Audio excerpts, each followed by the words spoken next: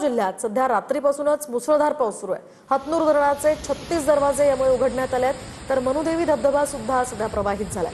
मुक्ताईनगर भुसावळ इथे रावेर यावल या परिसरात सुद्धा नदी नाल्यांना पूर आलाय, तर सातपुडा पर्वत रांगांमध्ये मुक्ताईनगरचं कुंड धरण भरलं असून कुऱ्हा काकोडा नदीला पूर आलेला आहे। जळगाव जिल्ह्यात काल रात्रीपासून मुसळधार पाऊस होत आहे, त्यामुळे सातपुडा पर्वत रांगेतही कालपासून दमदार पाऊस होत आहे। आपण जर पाहिलं तर जळगाव जिल्ह्यातील मुक्ताईनगर, रावेर, भुसावळ अशा अनेक भागात रात्रीपासून दमदार पाऊस सुरू आहे।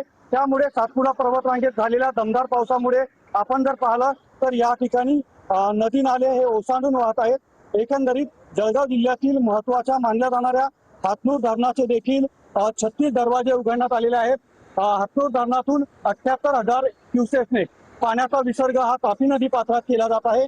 तर जळगावच्या मनुदेवी येथील देखील जो धबधबा आहे हा प्रवाहित झालेला आहे। त्यामुळे प्रशासनाच्या वतीने जर एकंदरीत पाहिलं तर आपण प्रशासनाने सतर्कतेचा इशारा दिलेला आहे।